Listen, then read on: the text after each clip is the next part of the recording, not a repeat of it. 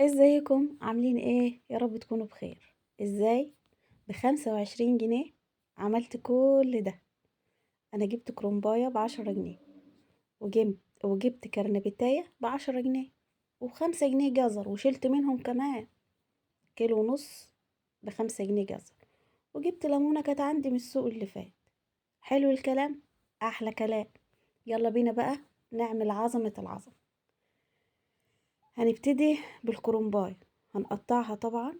هناخد منها اللي احنا هنحشيه، هنشيله في كيس او نسيبه في اي بلاستيكة كده على جنب يومين يدبل ولا حاجة.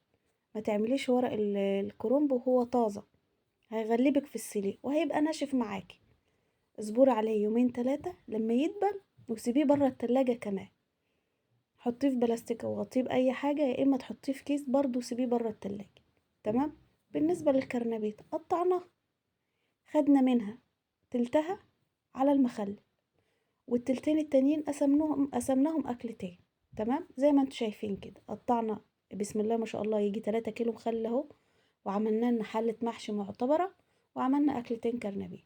كل ده ب25 جنيه بس. تخيلي انت بقى. هنبتدي مع بعض التخليل. كنت جايبة ب2 جنيه شطة برضه من السوق اللي فات، وعندنا الملح في البيت بسم الله ما شاء الله، وكان عندنا شوية خل فاضلين. هنبتدي ان احنا نضيف المخلل في البرطمان ده بياخد له 3 كيلو مقفولين. تمام. تمام. هنضيف بقى كل اللي احنا خرطناه، وطبعا كان عندي قرنين شطة خرطتهم، وزي ما انتوا شايفين كده بسم الله ما شاء الله مال البرطمان. هنبتدي بقى ان احنا نعمل المية بتاعة المخلل. هنحط 3 4 معالق ملح. هتحطي وهتدوقي عشان يبقى مظبوط معاكي.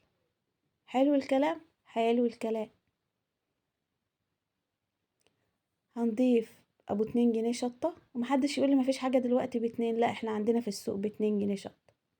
تمام. هنعصر الليمونة، ليمونة كبيرة كده محترمة بنت ناس، اعصريها معاكي كده حلو، وحطي القشر اللي باقي منها على وش البرطمان، واعصري النص التاني، وتبقي غسلها كويس. ها، بالظبط كده.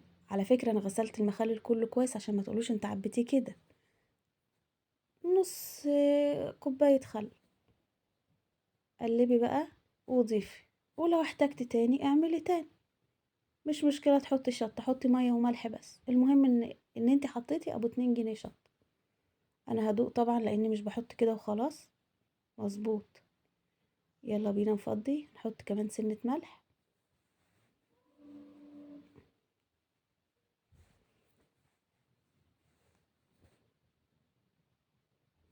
خلي في بالك دايما ان الحاجة اللي انت بتعمليها بايديكي بتبقى ممتازة. يعني لك ان تتخيلي ان انا ب25 جنيه عملت اكلتين كرنبيت، حلة محشي معتبرة، عملت 3 كيلو مخلل.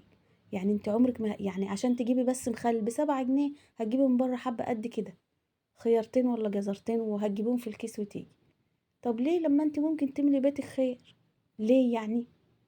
احنا كده ظبطنا الدنيا اهو. هنتكة كده بقى. بصي معاكي بقى تشكيلة حلوة: كرنبيت على خيار على جزر على فلفل اخضر على كرنب. بسم الله ما شاء الله زي ما انت شايفة كده. فين اللايك يا حبيبتي؟ فين الاشتراك في القناة؟ مفيش كومنت حلو؟ طيب، اظن مفيش احلى من كده نظافة. حاجتك في بيتك، مرتباها بنفسك، مظبطة الدنيا. انا المخلل بالذات مش بحب اشتريه من بره، لاني سمعت عنه معلومة كده مش تمام، فما بحبش اجيب المخلل من بره. عملت مع نفسي كده زي ما انتوا شايفين، يومين 2 بالكتير وهتاكلي منه احلى مخلل. 2 بالظبط، وسيبيه بره التلاجة. لو انتوا مثلا هتطولوا في ان انتوا تاكلوا منه، يومين يطيب وتيجي حاطه البرطمان في التلاجة من تحت، وخدي منه عادي خالص. هيفضل معاكي، لو هيفضل معاكي شهر.